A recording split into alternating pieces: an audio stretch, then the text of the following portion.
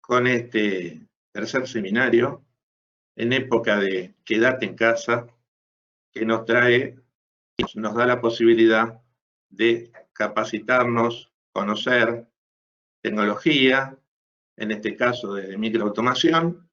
Aportamos con la tecnología neumática y particularmente en este seminario vamos a estar viendo lo ateniente a actuadores neumáticos.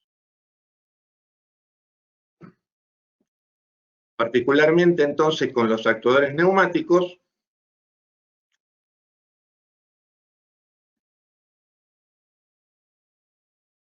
vamos a hacer un repaso de los distintos actuadores y de sus variantes constructivas. Dentro de los actuadores podemos encontrar actuadores de simple efecto, de los cuales vamos a poder encontrar una variante que se llama resorte delantero. ¿Qué es esto de resorte delantero? Es un cuerpo del cilindro que consta de una camisa, dos tapas, una trasera, una delantera y un conjunto vástago-pistón que se mueven, se van a poder mover en relación a la posibilidad de que el aire comprimido entre en el cilindro. Cuando el aire comprimido entra en el cilindro, en un cilindro de resorte delantero, el pistón junto con el vástago se mueven para adelante comprimiendo el resorte. Quiere decir que esa energía de presión y caudal se transforma en el cilindro en fuerza y velocidad. Una fuerza que por supuesto se contrapone a la fuerza propia del resorte. Esto es que va a haber que tener en cuenta ese resorte y esa fuerza para poder calcular la fuerza que en realidad va a poder mover la carga resistente. A la vuelta es la energía del resorte la que hace volver al cilindro. Tengamos en cuenta que también podría ser de resorte trasero. Es decir, el resorte trasero es el resorte que está entre el pistón y la tapa trasera. Significa que la posición del vástago es una posición extendida en este momento. El aire entra al cilindro por su tapa delantera y comprime el resorte que está posicionado entre el pistón y la tapa trasera. La devolución a la posición de inicio, la posición de reposo, también es por el resorte. Consideraciones respecto a cilindros de simple efecto que hay que tener en cuenta. Todos los cilindros, todos los actuadores neumáticos tienen un problema, una limitación, que es la limitación por pandeo, ¿verdad? Entonces, el pandeo es un esfuerzo axial en el eje. El pandeo se da por una carga que se transforma en un momento que genera una flecha en el vástago cuando el cilindro va transcurriendo, va saliendo, va avanzando. Pero el pandeo también está en el propio resorte. Es decir que un resorte muy largo, si el cilindro fuera de larga carrera, sería problemático porque la realidad es que el cilindro también pandea como pandea un vástago. Quiere decir entonces que los resortes no pueden ser de carrera larga. Lo que vamos a ver en cilindros de simple efecto en particular es que las carreras no son largas, ¿no es cierto? Si queremos una carrera de mayor longitud, ya dependeríamos de un cilindro de doble efecto y no de uno de simple efecto.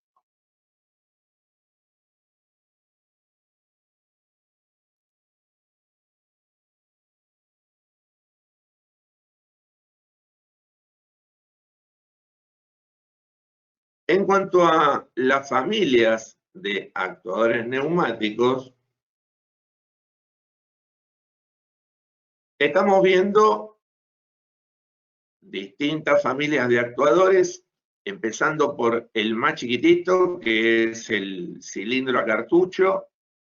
Tenemos que pensar en un cilindro a cartucho de simple efecto, de 2,5 milímetros de camisa. También hay cilindros miniaturas de 4 milímetros y de 6 milímetros de camisa. Y a los cilindros miniaturas de 6 milímetros de camisa se le puede adicionar pequeños sensores y pequeñas electroválvulas que trabajen en función de esos sensores. Está pensado para un tipo de industria que, por supuesto, no va a requerir ni fuerza ni velocidad, sino un trabajo delicado para posicionar, por ejemplo, en la industria electrónica. El microcilindro MD8 es un microcilindro pensado para usarse, es decir, no repararse. Son cilindros que no se reparan porque están conformados de una manera donde se hace un repujado entre lo que es la camisa y el cuerpo, dejándolo de esa manera apto para su uso industrial, pero sin la posibilidad de hacer una reparación.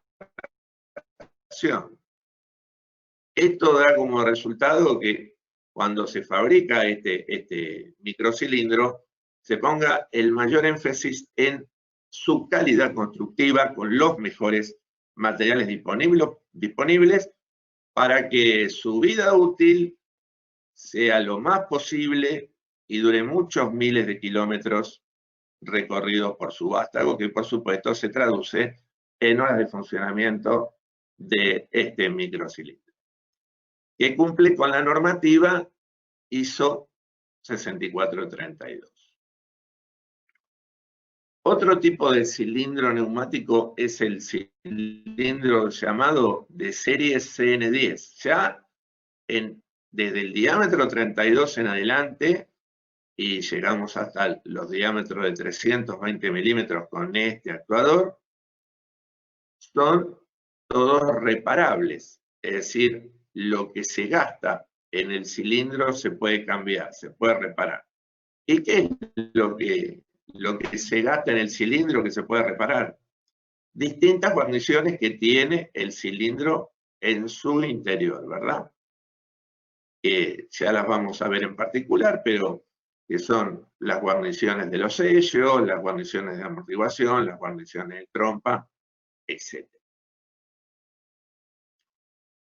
Y vemos en la parte inferior de esta filimina un cuadro de cilindros compactos llamados SLL, C16, CP10. Son los cilindros de carrera más bien corta y cada uno de estos tiene una función más específica que cumplir a nivel industrial.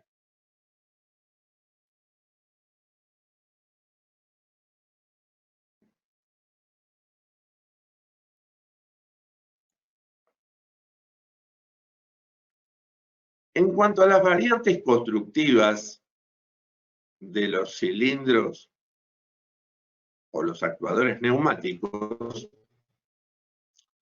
una importante es la denominada de doble vástago. Hasta ahora vimos que el cilindro era una configuración de pistón simple, con una camisa, un llamado cuerpo del cilindro, dos tapas, una trasera, una delantera, el pistón se movía junto con el vástago. Pero ahora estamos viendo dos tapas que son iguales y un vástago que traspasa a estas dos tapas, de manera de que, si antes hablábamos de pandeo, por ejemplo, el actuador, como una limitación, ahora con este doble vástago vemos que tenemos una característica de un apoyo distinto para, por ejemplo, darle características de robustez. También en el pistón simple que veíamos antes, las fuerzas, aunque parezcan que son iguales, no lo son. Y tampoco lo son las velocidades, porque las fuerzas dependen de la superficie, dependen de la presión y dependen de la superficie. Pero en ambas caras del cilindro, en una configuración de pistón simple, las superficies no son iguales. En un lado tengo más superficie que el otro, y esto me da como resultado que las fuerzas tampoco van a ser iguales.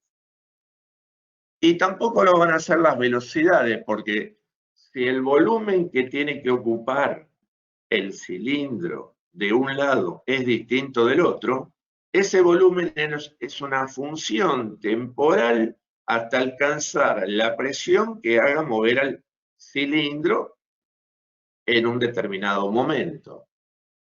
¿Qué se logra con un doble vástago entonces?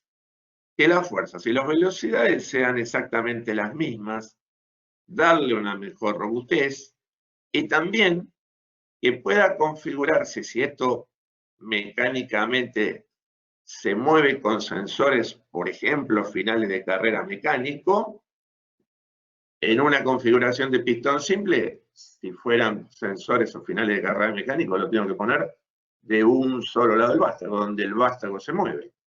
En un doble vástago puedo elegir dónde ponerlo. Entonces, tiene que ver también con esta posibilidad. Por supuesto que tendrá aplicaciones donde si hay que poner un vástago simple, se pone el vástago simple y el doble vástago queda para aquellos espacios, lugares, robusteces, velocidades que tengan que cumplir con estas características.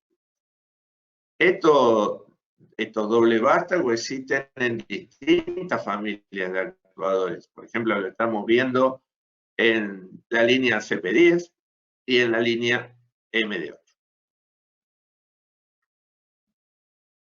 Abajo observamos, digamos, una simulación de lo que sería un multiplicador.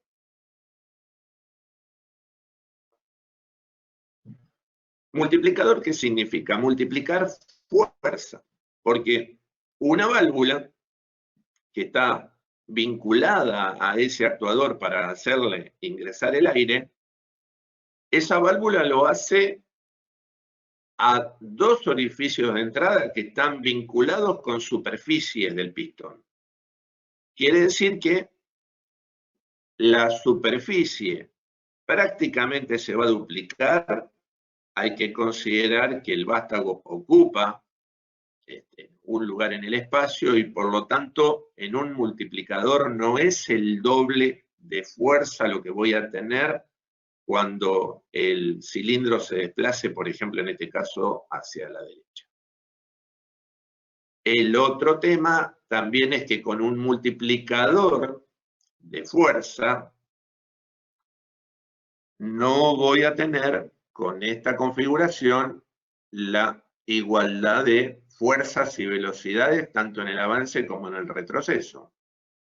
Pero hay una configuración que existe, se puede observar en el catálogo, que es la configuración del doble pistón con doble vástago.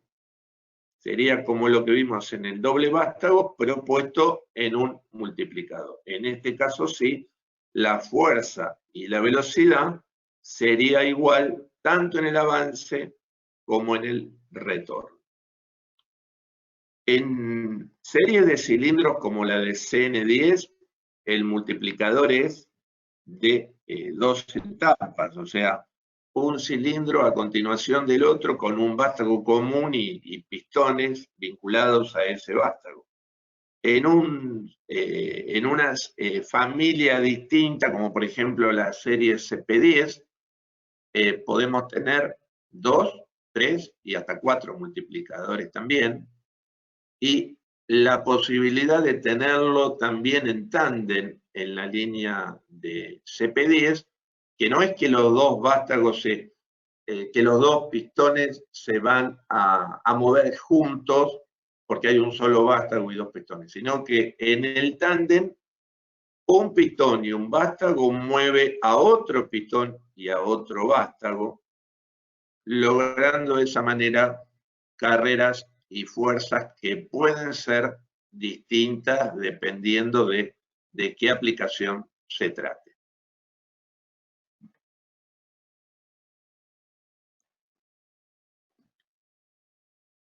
Otra variante constructiva es la que denominamos multiposicionador. ¿Qué es un multiposicionador?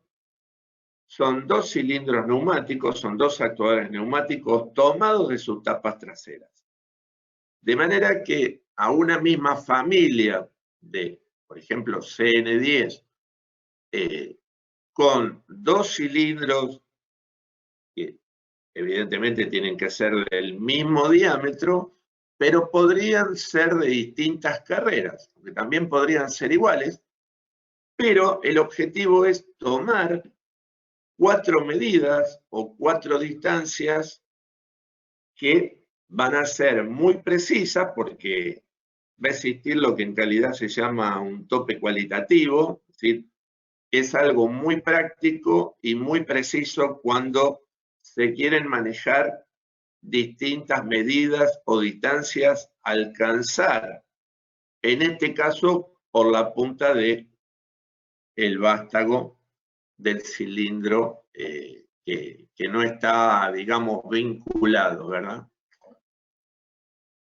¿Cómo se logra esto? Entonces, accionando cada uno de los cilindros con dos válvulas direccionales, de manera de, si llamamos A y B, por ejemplo, a uno y otro cilindro, que salga el cilindro A y el cilindro B no salió, tengo una medida, que no salga ninguno de los dos, tengo otra, es el reposo, que salga el cilindro B, pero que no salga el cilindro A, tengo otra medida, si las carreras de ambos cilindros no son iguales, o que salgan los dos. Evidentemente lo que vamos a tener son 4 medidas o distancias apropiadas para una determinada aplicación que nos va a dar una mejor calidad de posicionamiento y algo simple cuando se quiere lograr una menor dispersión en el proceso.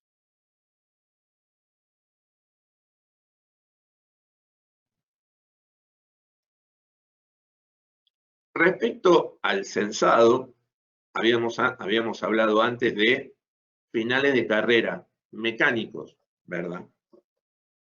Pero en la mayoría de las actuaciones o de las producciones de distintos tipos de industria existe el accionamiento neumático con señal eléctrica. Esto multiplica la productividad. La neumática con finales de carrera respecto de la neumática con censado con sensores. ¿Y dónde se incorporan los sensores?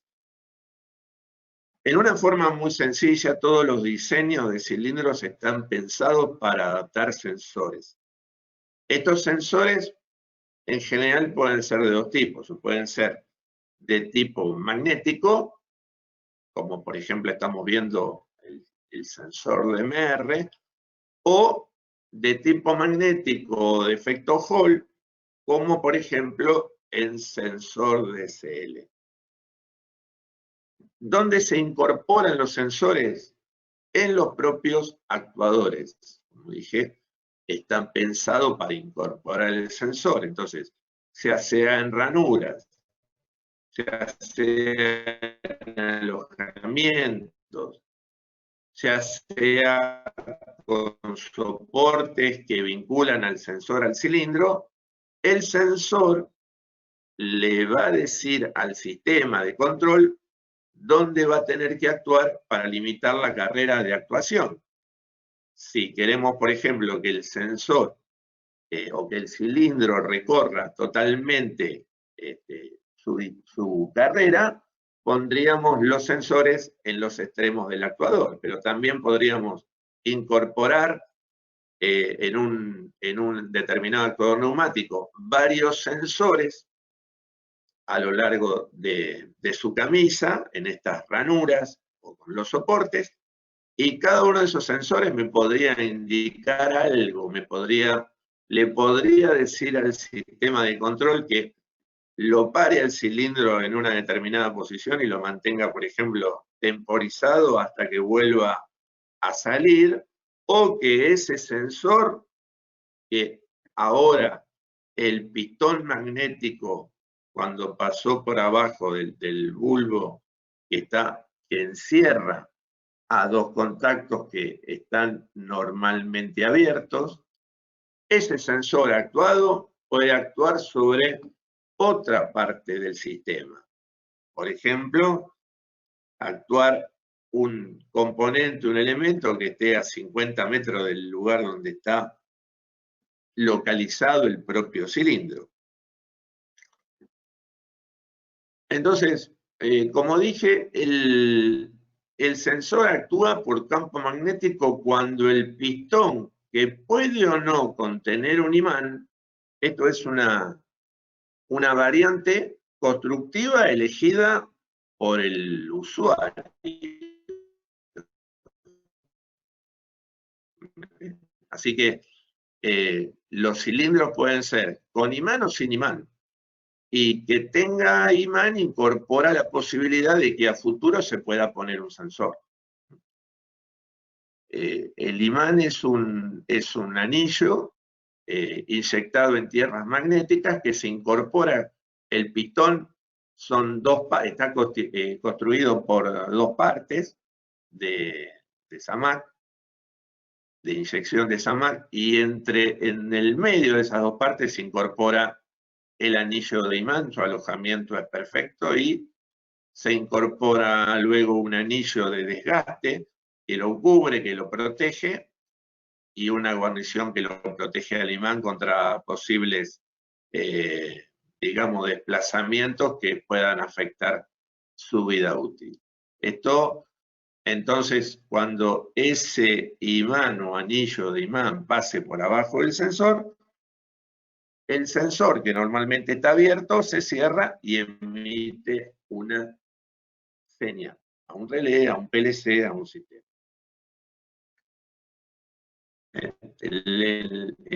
La foto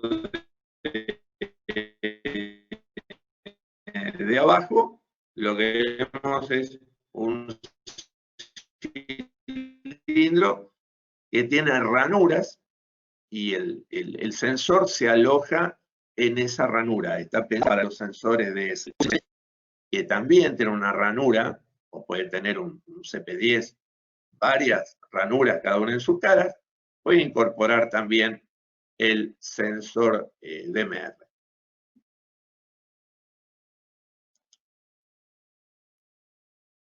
Respecto a la amortiguación neumática. La amortiguación neumática es también una variante constructiva y una elección desde el usuario. O sea, desde el catálogo se puede elegir un cilindro con o sin amortiguación o con o sin imán. ¿Qué es la amortiguación neumática y para qué sirve? Bueno, pensemos en la dinámica del cilindro, en la cinemática. Hablamos de fuerza y velocidad. Es decir, que tenemos energía cinética en el actuador, y esa energía cinética, cuando el cilindro se desplaza, se transforma en una energía de choque. La amortiguación neumática lo que hace es evitar que el pistón choque contra la tapa trasera.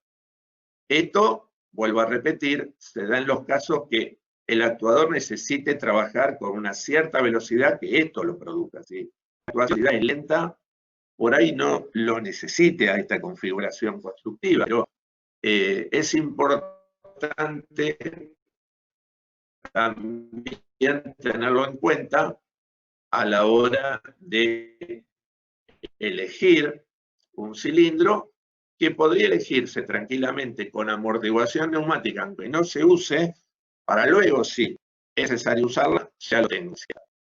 Lo que vemos es que la amortiguación neumática consta de básicamente 3 piezas, que son el pistón de amortiguado, lo que voy a señalar con el mouse, el pistón amarillo,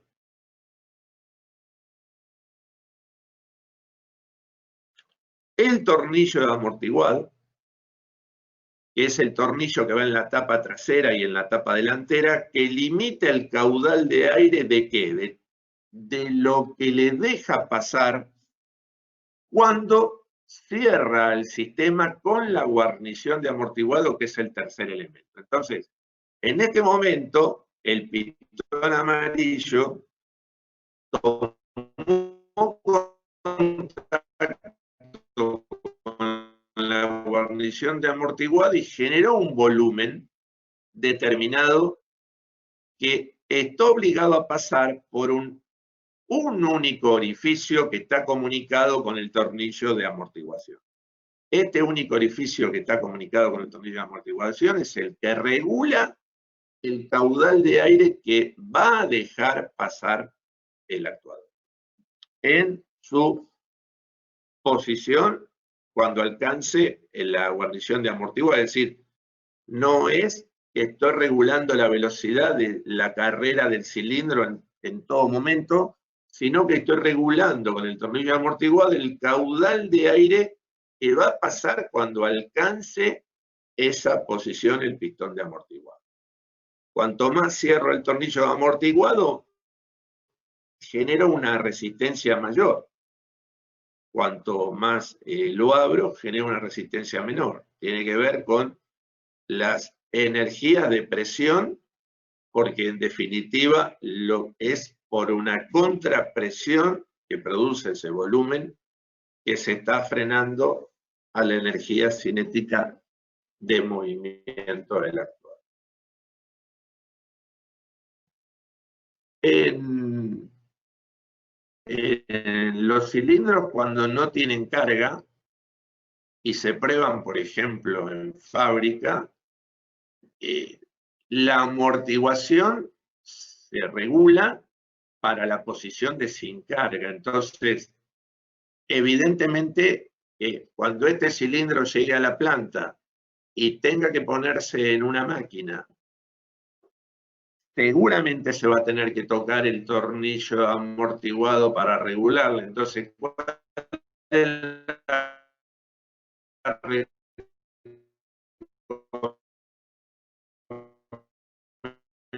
recomendación? El tornillo amortiguado está puesto sobre una cara de las tapas. Pero, por ejemplo, el CN10 tiene una tapa cuadrada, el cilindro se podría poner de cualquier forma. Bueno, no vas a hacer la cuestión. Una vez puesto el cilindro y la amortiguación, me di cuenta que tengo que desarmar mi máquina para regular la velocidad para que no toque o no choque. Entonces, ¿dónde lo voy a poner? De cómo lo voy a poner. Bien visible a los tornillos de amortiguación para que la regulación sea fácil. El otro tema es el tema de la velocidad. Entonces,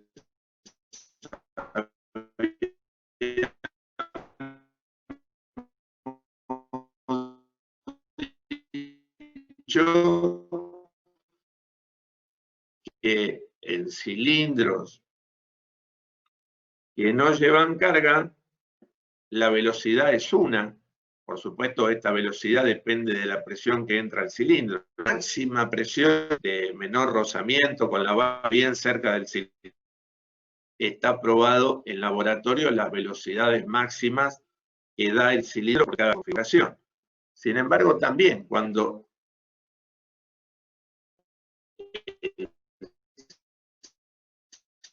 el cilindro lleva una carga arriba, esta velocidad disminuye y es función de esta masa que lleva el cilindro, como vemos en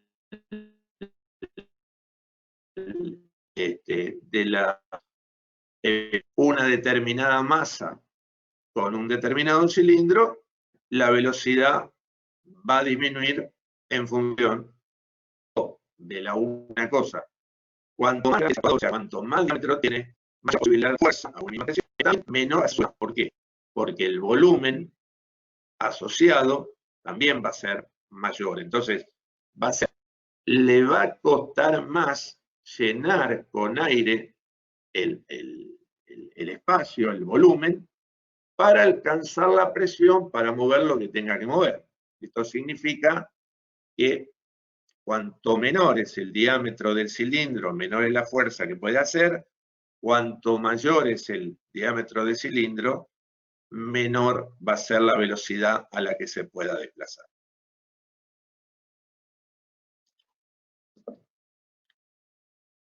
Respecto de actuadores neumáticos y sus guías, las guías tienen que ver con esto que venimos diciendo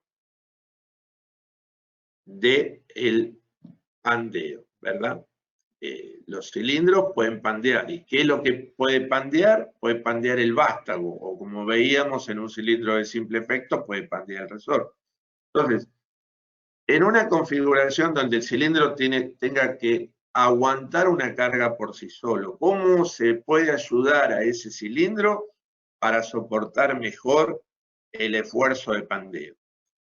El esfuerzo de pandeo, por supuesto, dependerá de la carrera del cilindro. Un cilindro puede pandear o no, pero si su carrera es muy larga, más de lo que él puede soportar, entonces sí va a haber que hacer alguna modificación. Alguna modificación puede ser, por ejemplo, cambiar el diámetro del cilindro por uno mayor, que tenga mayor robustez el vástago, para aguantar ese pandeo, ese esfuerzo de pandeo, o poner una guía. Puede ser una guía como la que estamos viendo, para los microcilindros una guía C, para los actuadores CN10 una guía H.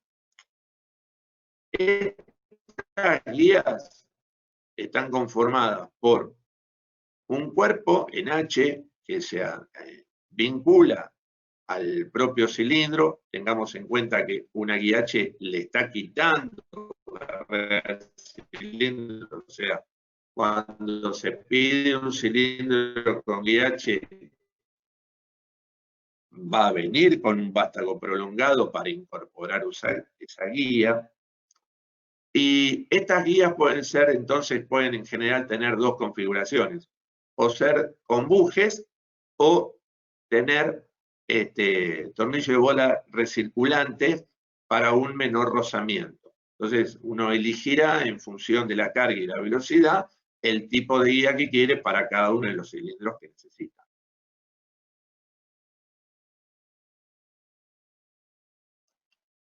La guía, además, hace que el sistema sea antigiro. Cuando se necesita que el vástago no gire, es necesario incorporar un sistema antigiro. Entonces, la guía cumpliría esas dos funciones en el caso que vimos antes. O, por ejemplo, en un CP10, en un actuador CP10, también viene con una configuración especial antigiro que mejora el pandeo, aunque en realidad el actuador CP10 es un cilindro más compacto con una carrera más corta, pero de cualquier manera ayuda este sistema a soportar y digamos, distribuir mejor las cargas. En el caso del microcilindro se puede incorporar un antigiro externo, por ejemplo. Hay una configuración especial en el catálogo que ofrece el actuador antigiro y también la posibilidad de incorporar vástago hueco. ¿Para qué me sirve un vástago hueco? ¿Para qué posibilidad tengo con el vástago hueco en un actuador neumático? Bueno, por ejemplo, la de conducir un fluido distinto, o conducir vacío, o incorporar una presión distinta a través de ese vástago hueco que alimenta el cilindro para hacer una determinada aplicación. Entonces, por ejemplo, en sistema de vacío, se puede adicionar una ventosa al mismo vástago, del otro lado incorporarle un generador de vacío, y si el sistema está gobernado, por ejemplo, con un PLC, el mismo sensor del actuador que limita la carrera cuando el cilindro se extiende y hay una ventosa vinculada al vástago, la ventosa está tomando la pieza, el sensor está encendido, le está mandando la señal al PLC para que retorne. O cuando llegó al extendido, ahí le está mandando la señal a la válvula que está en el generador de vacío para que deje pasar aire al generador y produzca el vacío que va a entrar a la ventosa para tomar la pieza.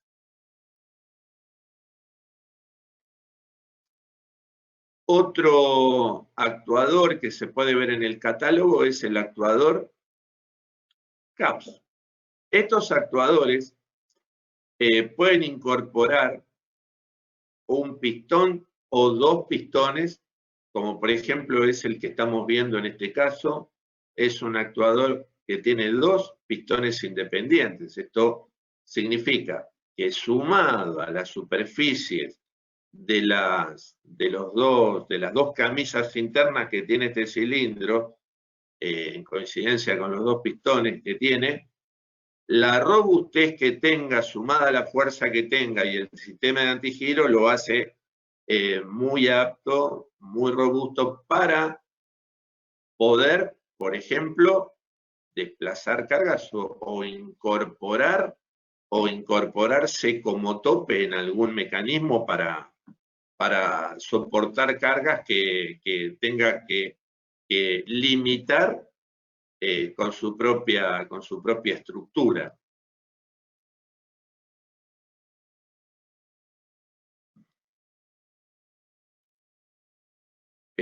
Otros actuadores rotantes los encontramos con el actuador rotante 90 grados, que el actuador rotante 90 grados o el actuador rotante de la serie CN10. En el actuador rotante de la serie CN10, pensemos en un cilindro, pero en vez de un pistón, dos pistones unidos por una cremallera. Cuando ese conjunto de dos pistones unidos por una cremallera se desplaza, en concordancia esa cremallera está vinculada a un piñón, que es el eje que está moviendo y que estoy señalando con el mouse. Entonces, pensemos en que a mayor longitud de esa cremallera, ese pistón va en coincidencia a dar un giro mayor. En general estamos pensando en movimientos oscilantes, si no estaríamos pensando en un motor neumático. Entonces, en este va y viene, en este efecto alternativo del pistón y rotativo, oscilante del piñón, que está engranando con la cremallera, lo que vamos a obtener en definitiva es un torque. Este torque en el piñón es función del diámetro del cilindro. Cuanto mayor sea el diámetro del cilindro, mayor es la fuerza que está vinculada a la superficie del pistón, y esta está directamente relacionada con el torque y la distancia del centro de gravedad del eje de los dos pistones con el centro de gravedad del propio eje del piñón. Entonces, esto me va a dar un torque que cuando el cilindro con el actuador rotante sea más pequeño, el torque va a ser más pequeño también. Y con respecto al giro, se pueden obtener giros de 90, 180, 270, 360 o más también, pero hay que considerar que esto es función de la longitud de la cremallera. Entonces, cuanto mayor es el diámetro, mayor torque. Cuanto mayor es la longitud de la cremallera, mayor giro. Esto habrá que tenerlo en cuenta en el diseño. Otros actuadores rotantes, el que estamos viendo, por ejemplo, a la izquierda, son actuadores rotantes generalmente vinculados a procesos.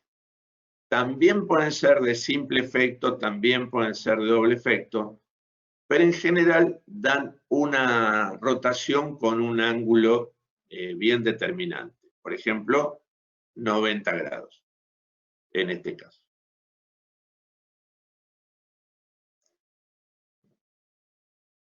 Otro actuador neumático, otra variante constructiva de actuador neumático, se da en lo que se denomina cilindro de impacto.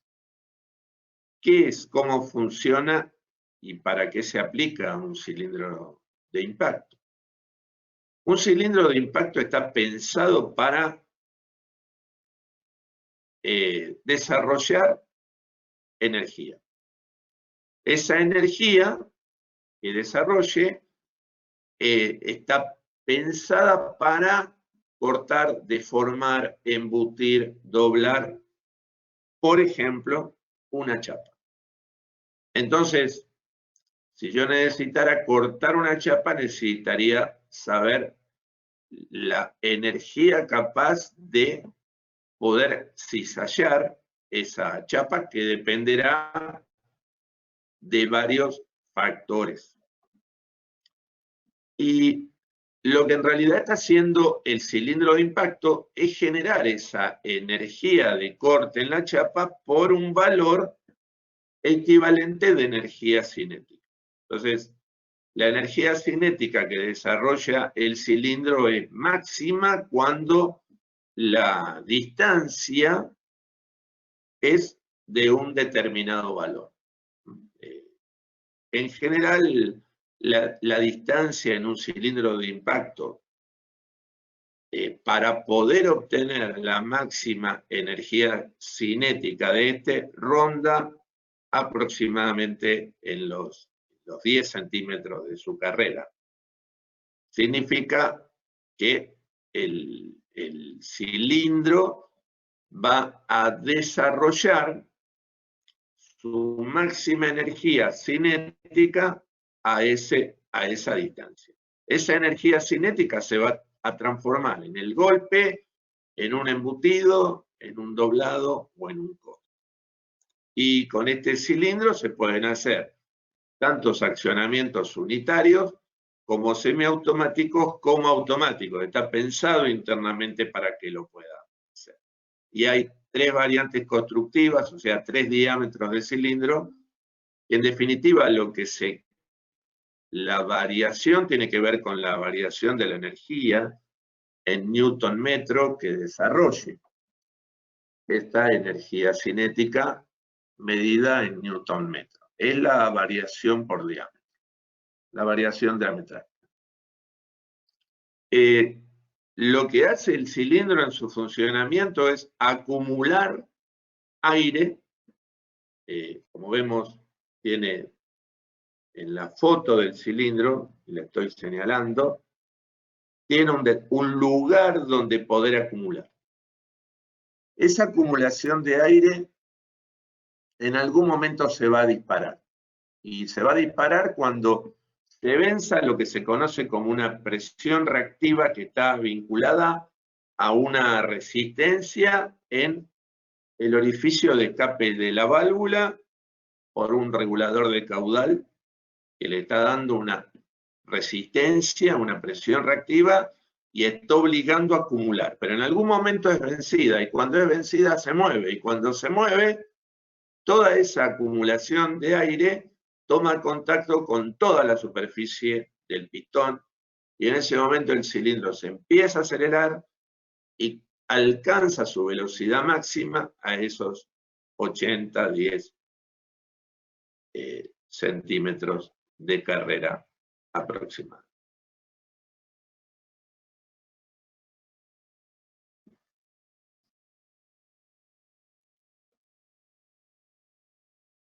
Respecto de los bloqueadores de vástago, los bloqueadores de vástago son conocidos también por frenos de mantenimiento. Y estos frenos de mantenimiento son muy usados por aquel que, por ejemplo, tiene que tomar contacto con la reparación de una máquina, por ejemplo, y está asegurando que la máquina, por ejemplo, a presión, pero está asegurando con el bloqueador de vástago que el cilindro no va a salir, aunque tenga la máxima presión de entrada a la tapa trasera del cilindro, en este caso, y según podemos ver en la foto.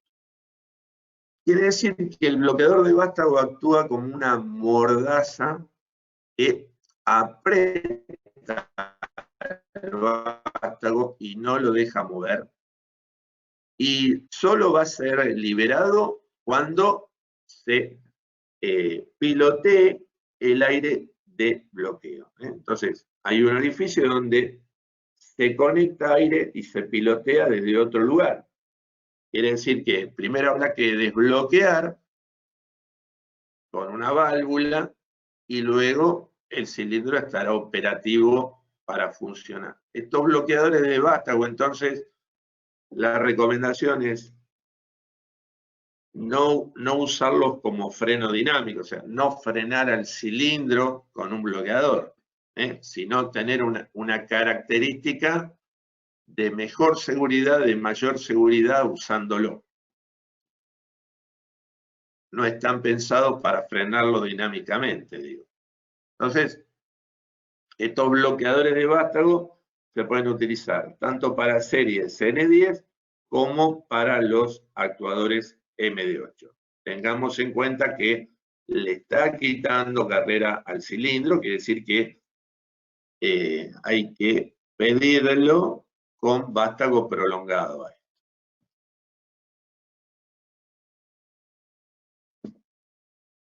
Tanto en las series de microcilindros como en las series N10, o en otras también, pero concentrémonos en estas dos, por ejemplo, en estas series. En el catálogo se podrá ver esto mismo que estamos proyectando, que tiene que ver con sus posibilidades de montaje y tanto de la parte, digamos, de rótulas, horquillas, o tuercas o rótulas para vástago, como de la parte de los distintos tipos de sensores que pueden incorporarse en ese cilindro, como del tipo de montaje que puede incorporarse. Por ejemplo, acá en este microcilindro de la serie MD8 estamos viendo que el cilindro podría llevar un soporte para poner un DSL, un soporte para poner un DMR, y los sensores DSL y DMR. En cuanto a los montajes, estamos viendo un montaje basculante o montaje de placa o montaje pie. Y en el caso de las horquillas o los montajes del vástago, horquilla con rótula, horquilla con rótula, horquilla con rótula que absorbe desalineación, horquilla y tuerca.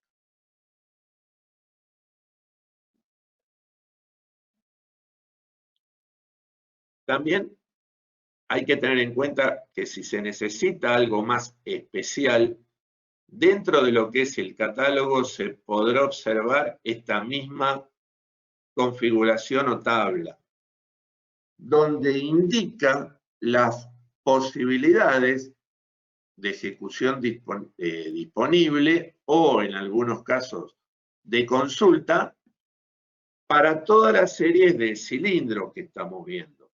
Por ejemplo, si estuviéramos hablando de otro tipo de tubo, en general los tubos de serie CN10 son de aluminio, camisas de aluminio, camisas perfiladas de aluminio. Pero, ¿qué pasaría si se quiere hacer de tubo cilíndrico, no perfilado? Bueno, vemos que para la serie CN10, con tubo de aluminio cilíndrico, es posible. Es posible rinsanizar, es posible incorporar otro tipo de vástago o accesorios al CN10.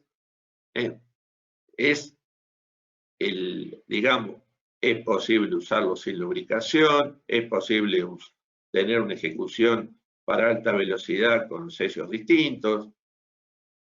Así que esto es importante tenerlo en cuenta porque en función de lo que uno necesite, mirando esta tabla puede evaluar y además darse cuenta que estos son procesos que en algún momento se hicieron y están disponibles y pueden ser ofrecidos y están para ser usados si se necesitaran. En cuanto específicamente para lo que es la codificación de productos de micro, el código es un código que se compone de 10 cifras, de 10 números. El primero marca el tipo de rosca, la familia, la variante constructiva, la carrera del cilindro, los últimos 4.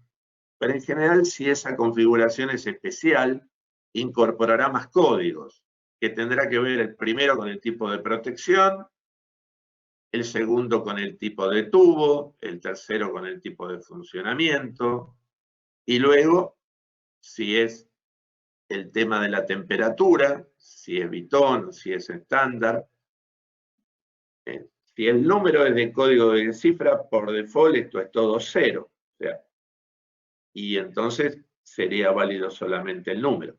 Pero si es un equivalente que necesito tener un vástago distinto, un accesorio distinto, un funcionamiento distinto, un tubo distinto, una protección distinta, esto ya no valdría 0, sino que valdría un número, que puede ser 1, 2, 3, hasta 8 en el caso de los accesorios.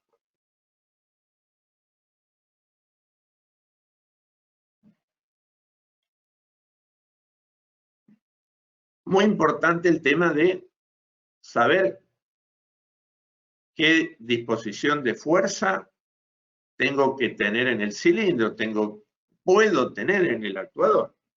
Esa fuerza, en general, en un cilindro neumático, está vinculada al diámetro del propio cilindro. Entonces, dijimos que cuanto mayor era el diámetro, mayor era la fuerza. ¿A qué? A una misma presión. A una misma presión para distintos diámetros del cilindro, el mayor va a tener más fuerza que el anterior. Y esto, por ejemplo, da una base de cálculo, este nomograma, donde en abscisa tenemos el diámetro, que podría ser lo que queremos calcular o podría ser el dato. Si, por ejemplo, en este caso decimos, acá tenemos un 5, pero en realidad esto es 10, 50, 250. Acá tenemos 50 milímetros de diámetro a una presión de 6 bar y me da una fuerza aproximada a los 1000 newton. Es decir, pensemos en una carga de 100 kilos para este diámetro. Esto es siempre un cálculo estático, ¿no? Cuando se habla de fuerza, presión por superficie, y ya intervienen otros cálculos dinámicos donde la velocidad puede ser importante, el cálculo se va a hacer por la fórmula masa por aceleración, pero en los cálculos estáticos, la fuerza igual a presión por superficie y este nomograma es lo que resulta, lo que va. Este nomograma está basado en la fórmula fuerza igual a presión por superficie, donde la superficie es pi por diámetro cuadrado sobre 4. Y el cálculo y el nomograma incorpora la fuerza real del cilindro considerando el rendimiento del cilindro también.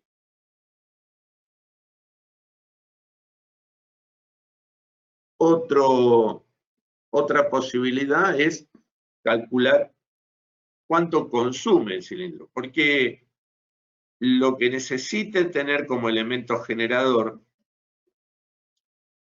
por ejemplo, si tengo que calcular un compresor, saber qué compresor necesito para una determinada cantidad de máquinas que tengo, las máquinas tienen actuadores. Es decir, que voy a tener que calcular el consumo de cada actuador. Y el consumo caudal es el volumen de aire que entra al cilindro en el tiempo que lo hace, llevado a una fórmula distinta como la que vemos a continuación, que es Q pi por diámetro cuadrado sobre 4 por C por N por P por N por 10 a la menos 6. Esto da directamente el consumo de aire normal en litros por minuto, teniendo en cuenta que la presión es en bar, N mayúscula es el número de efecto del cilindro, N minúscula es el número de ciclos completos por minuto, C la carrera del diámetro. Con esta fórmula se puede calcular el consumo y lo que se ve en el nomograma es teniendo el volumen de aire y teniendo la presión a la que trabaja, o poder calcular, mejor dicho, con un determinado diámetro y la presión a la que trabaja, el volumen de aire llenado por el cilindro.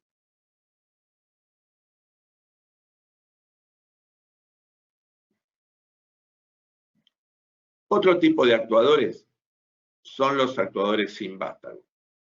Los actuadores sin vástago, como la palabra lo dice, no tienen vástago, ¿verdad? Y esto nos quita el problema de pandeo de encima. Ya no tenemos pandeo, quiere decir que podemos pensar en carreras más extensas, en carreras más largas.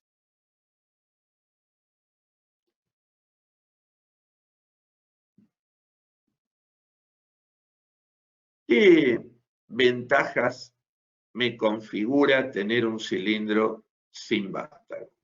Una es la principal, la que acabo de nombrar, el tema del pandeo.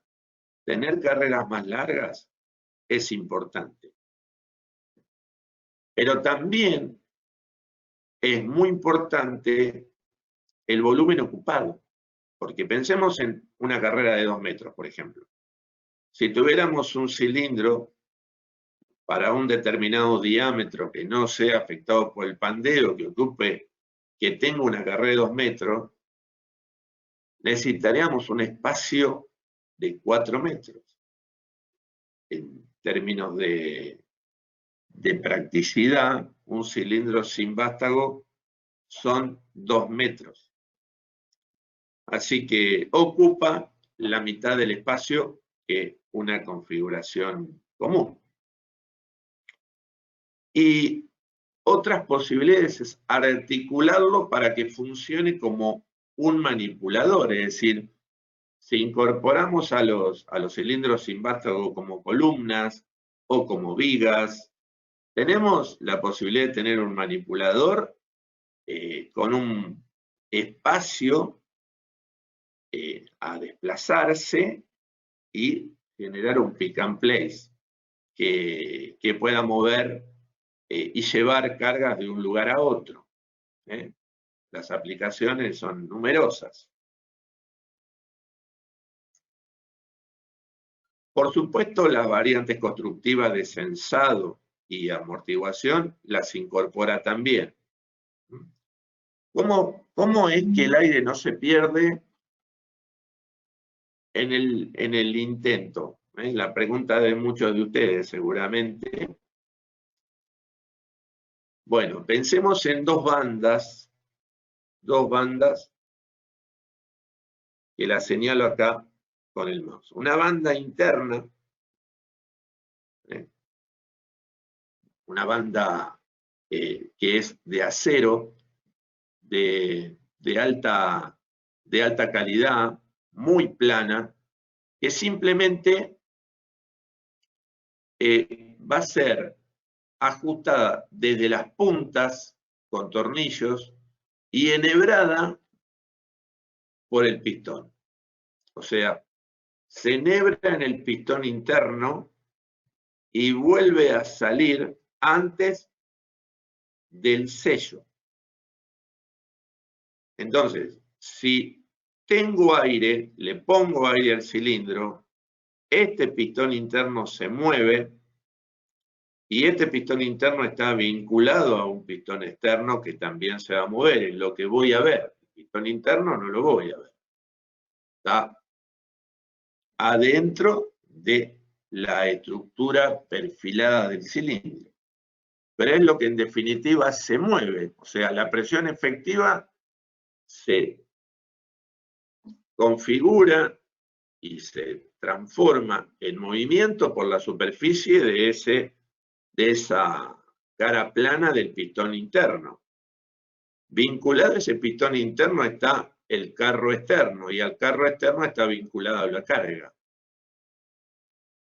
Esto quiere decir que cuando se le dé presión al cilindro, por un lado, la presión efectiva va a estar concentrada en toda la área plana del pistón interno, pero por otro lado también esa presión va a estar haciendo que la banda interna cierre la ranura, porque es evidente que el pistón interno y el pistón interno están vinculados a ver una ranura.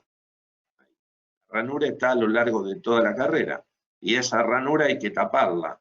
¿Y quién la tapa? La banda interna, que tampoco la vemos, pero que es la que no permite que el aire se fugue y permite que toda la energía de presión y de caudal que en este momento está entrando al cilindro se transforme en fuerza y velocidad.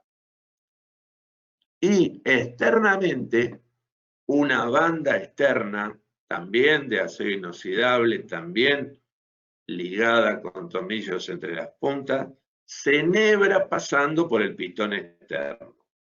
Quiere decir que, si por ejemplo yo moviera la carga, el carro externo, no me daría cuenta que la banda interna se está deformando. ¿Por qué? Porque no le estoy viendo lo que está pasando dentro. Pero adentro esa cinta interna y externa se van deformando porque están enhebradas. La interna no permite la fuga y permite que la presión efectiva se transforme en la mayor fuerza, y la banda externa simplemente es de protección para que no ingresen elementos extraños al cilindro, que puede haberlo en producción, y también por protección, porque el tornillo podría llegar a aflojarse o podría tener una configuración que no fue la adecuada cuando se incorporó. A lo mejor había que pensar en una guía externa y no se puso, y el cilindro empieza a tener algún inconveniente por este efecto de no incorporar guías externas. ¿Y qué son las guías externas? Son configuraciones que le van a dar al cilindro mayor robustez. Esta, por ejemplo, es una guía slide line que le permite mejorar la relación de carga al cilindro. Una guía externa que se puede incorporar a un cilindro estándar. ¿Qué mejora con eso? Mejora la robustez que se transfiere a fuerza y momentos absorbidos. ¿Qué son los momentos absorbidos? La posibilidad de que, por ejemplo, un cilindro pueda ser rotado para y generando en ese momento una carga dada por un momento que tiene que ver con el centro de gravedad de la carga y el centro de gravedad de la guía. Por ejemplo, lo que estamos viendo en este caso, lo que se denomina MS si esto lo rotáramos 90 grados. Y el MS de un cilindro 50, por ejemplo, en este caso estaría en 77 Nm.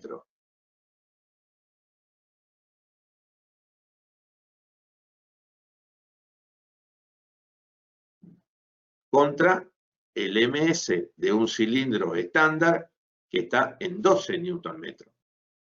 ¿Qué significa?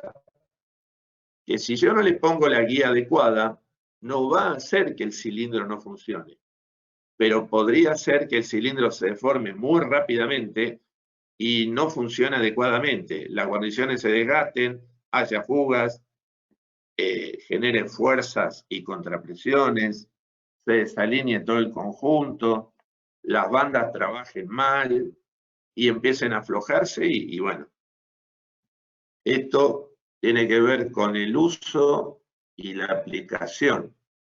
Entonces, existen guías, una es la I-Line, por ejemplo, otra es la ProLine,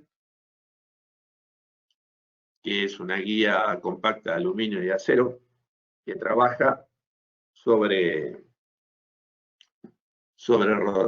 rodamientos, la ProLine, y estamos viendo que, por ejemplo, considerando el mismo momento que estamos analizando, se fue a 139. O sea, este me está diciendo que esta guía me va a dar un estado de robustez mucho mayor que la anterior. Y ni hablar de la estándar. También tendremos que tener en cuenta que los actuadores sin vástago, al ser de carreras más largas, habrá que pensar en montajes. Estos montajes tienen que ser adecuados a la carga y el cilindro. O sea, en el catálogo lo que podríamos ver también, o lo que se podría observar, es que la carga y el tipo de cilindro están relacionados con una distancia que tendré que respetar para poner montajes intermedios. Por ejemplo, si tengo una carga de 600 Nm en este caso, 60 kilos arriba del carrito, para un cilindro de un SL32, 600 con SL32, me estaría diciendo que aproximadamente cada 1,5 metros, si tuviera un cilindro, por ejemplo, de 3 metros de carrera, bueno, a la mitad tendría que incorporar un soporte.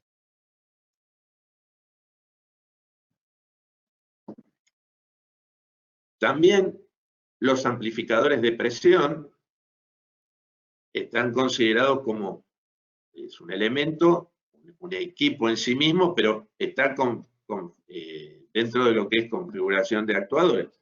¿Qué permite el amplificador de presión? Permite generar un valor de presión mayor, el doble, respecto de la presión de entrada. Está pensado para que la la presión de entrada sea entre 2 y 10 bar, por ejemplo, entró 6, entró 7, la presión de salida está pensada hasta 16 bar. Si entró 7 va a salir 14.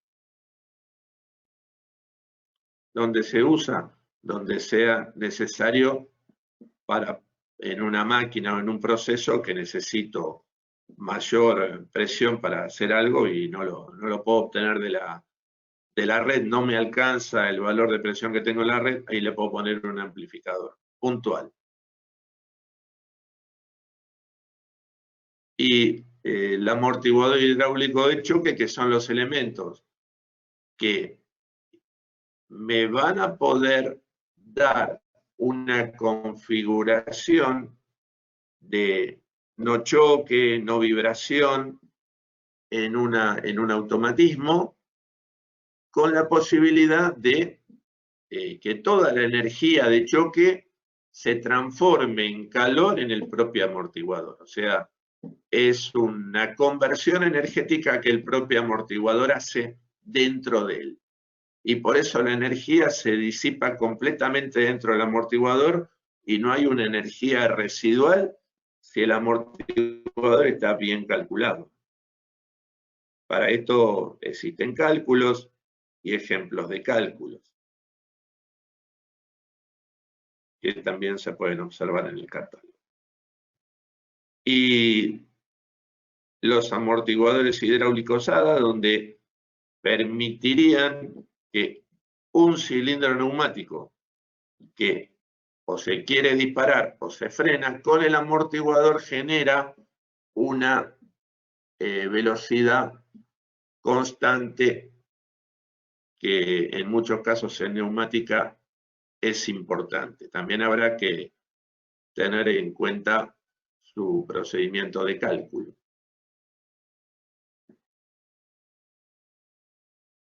Bueno, con esto hemos llegado al final de la charla del día de hoy y ahora empiezo a ver las preguntas que me hacen ustedes.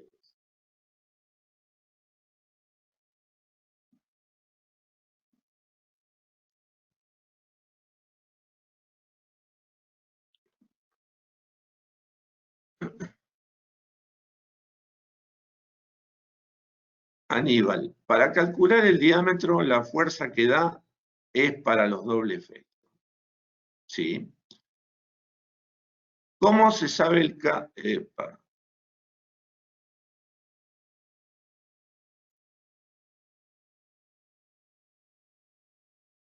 ¿Cómo se sabe el K del resorte? No, los resortes están configurados y calculados para que, digamos, la fuerza que en general se puede llegar a quitar en un cilindro con un resorte es aproximadamente del 10-12% menos de la fuerza que podría dar con un doble efecto similar.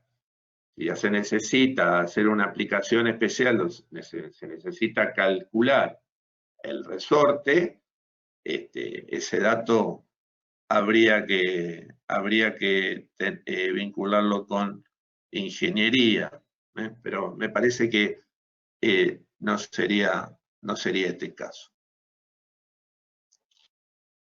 Sí, es posible contar con las presentaciones, Iván, así que esto te lo vamos a...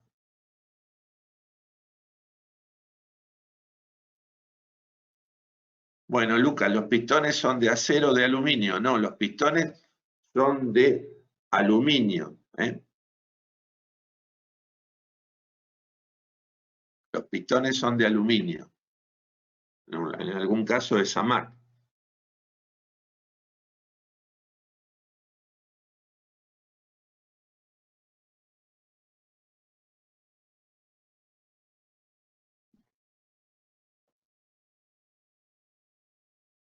A ver, me pregunta Carlos. Bueno, saludos a todos por ahí, Carlos. al sumar 4 cilindros para un solo vástago, este vástago aumenta de diámetro. No, en los cilindros tándem no. ¿Cómo se hace para evitar el pandeo? El vástago está sobredimensionado. Entonces, en los cilindros tándem que hacen más fuerza, se multiplica, el vástago, el diámetro del vástago no es el diámetro del vástago normal, lo podrás comprobar en el catálogo, sino que es un diámetro más robusto, justamente pensado para eso. Iván, no, el tema de precios lo tendrías que averiguar con ventas.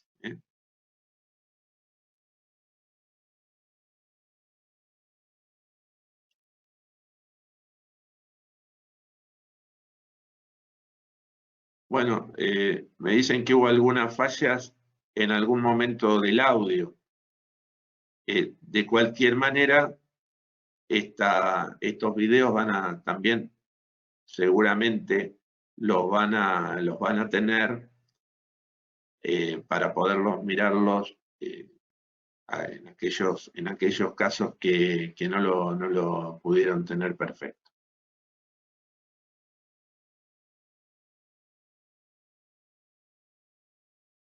Bueno, sí, a ver. Daniel, muchas gracias. Sí, el homograma para el cálculo de consumo de ahí lo vas a poder ver inclusive en el catálogo de micro. Entrando al catálogo de micro vas a poder ver ciertos materiales que están incorporados.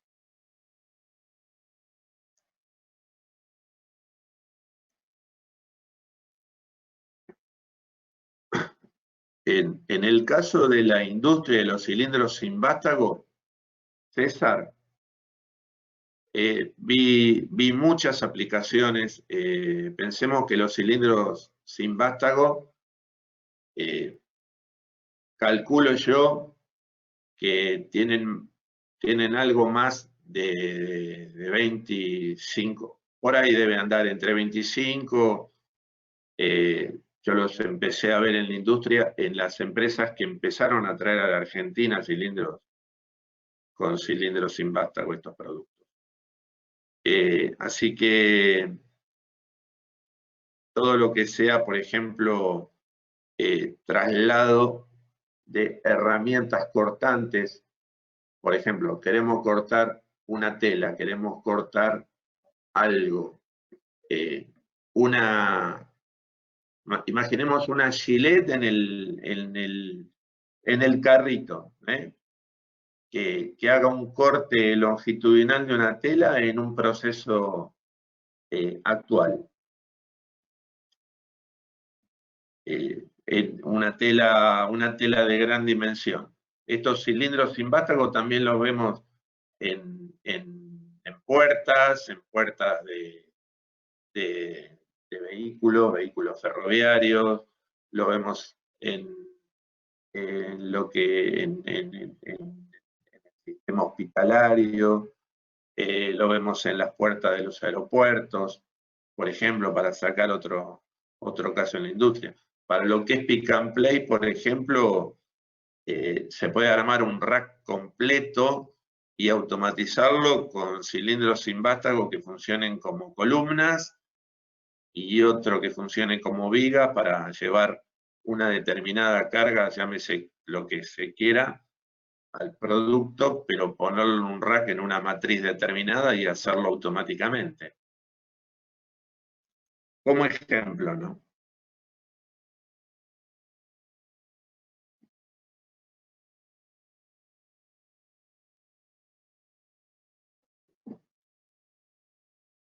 Bueno.